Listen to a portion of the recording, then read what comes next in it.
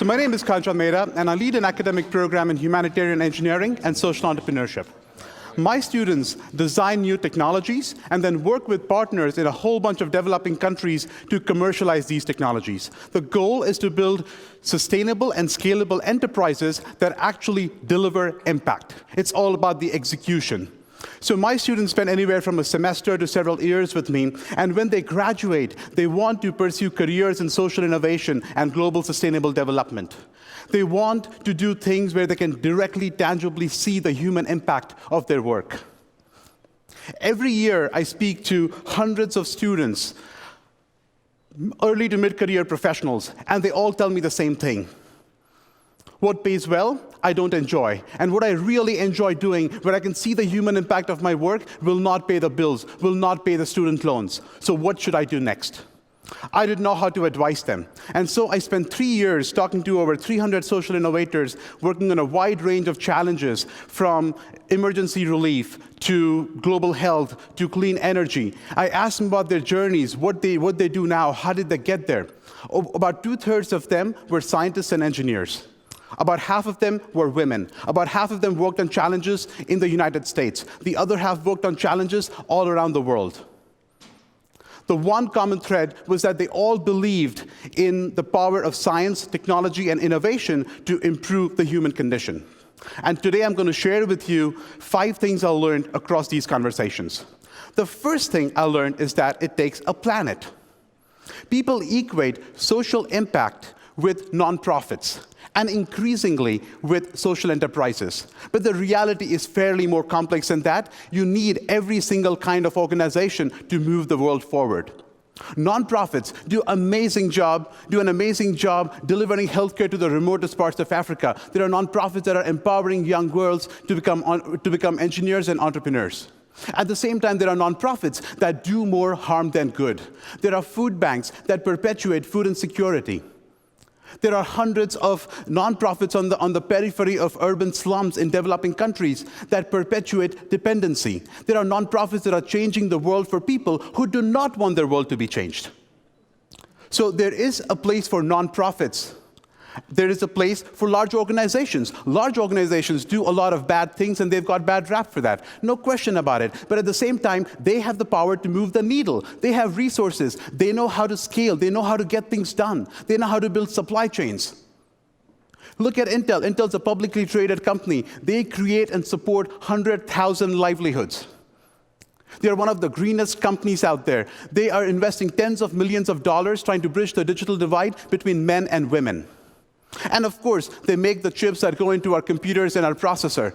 As a millennial, I don't know how I'm going to solve any problem if I'm taken away from my computer or my smartphone. So you need the large corporations too. Governments, well, let me admit, I'm not a big fan of governments to begin with, but you need them. You can criticize the Chinese government all you want, but you also have to give them credit for bringing 87 million people out of extreme hunger and poverty from 2000 to 2010. Right here at home, you have the National Science Foundation. You have the National Institutes for Health. They fuel the entire American and global innovation ecosystem. Entrepreneurship is the engine of the economy. Traditional entrepreneurs strive to build multi-million-dollar enterprises that create value, that create jobs. Social entrepreneurs strive to build multi-million smile enterprises that deliver social impact. The Arvind Eye Hospital in India has provided eyesight to over 4 million people. It's a phenomenal social enterprise, but it took them 40 years to build it. And we have yet to see similar successes from other parts of the world. Microfinance has been a game changer in Bangladesh and in India, but it has yet to get traction in Sierra Leone and Liberia. Social enterprises are great, we need them, but they are not a panacea. They are not a magic bullet for development. Finally, you have multilateral organizations. We love criticizing the UN agencies, but we have to remember that it's only because of the UN Refugee Agency that millions of refugees are alive today. We have to give them credit for taking the lead, despite some early fumbles, taking the lead on fighting the Ebola virus, and now being at the lead of fighting the Zika virus. So what's the point? The point is that, does every organization have a positive social impact? The answer is no. There are great governments, and there are evil nonprofits. There are great social enterprises, and there are great large corporations. It takes a planet. We should not generalize. Every organization has its own effectiveness, has its own impact. And we need social innovators. We need problem solvers like all of you here in every single organization. So how do you find the right organization for you? It becomes a lot easier if you start asking the right questions. And what I found is that we often ask the wrong question. We ask, what organization do I want to work for? The question we should be asking is, what problems do I want to solve? What problems really tug at my heartstrings? What problems keep me up all night? What problems am I willing to devote a lifetime to? What problems am I willing to make sacrifices for? What problems do I really, really want to solve? And who is going to provide me the best platform to solve that problem? The problem, of course, is that there are lots of platforms out there. And you need to test drive platforms to figure out if they are right for you or not. So how do you decide what the best platform for you is? Here are 3 questions to guide that decision and winnow down the platforms you test drive. The first question is, what is your preferred engagement approach? You can address a problem, say global health or mitigating climate change, by policy modifications, with a technological solution, with a market-centric approach that is a business solution, through activism, through advocacy. Some approaches take a direct approach, and some approaches are focused on influencing external stakeholder to make change. What approach aligns best with your way of thinking and your worldview? The second question is, do you prefer working with systems, or do you prefer working with people? You can address a problem, say global health, working with the National Health Ministry, working with a regional nonprofit, or working with people one-on-one. They're all valid approaches. On one end of the spectrum, you can have a much larger impact, but it's going to take time to achieve that impact, and you may not even get to see it. At the other end of the spectrum, you get to work with people one-on-one. You can directly see the human impact. It can be very fulfilling, but that impact is constrained to a smaller population. The third question is, what is your preferred work culture?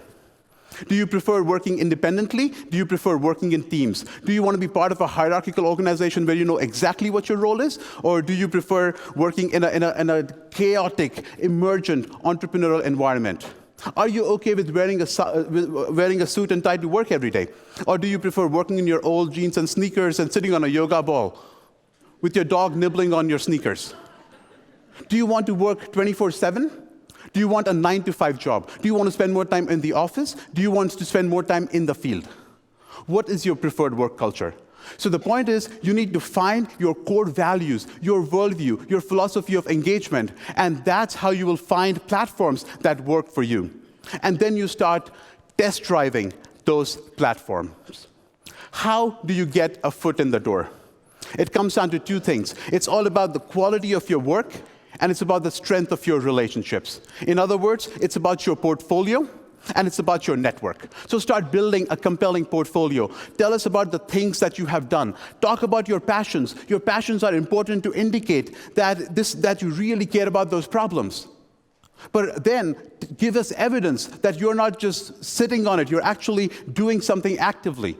So it's about passion, it's about evidence, it's about your experiences, but more importantly, it's about your impacts. So don't tell me I spent 3 months in Africa and I taught these kids how to brush their teeth and I painted a few walls and I handed out t-shirts.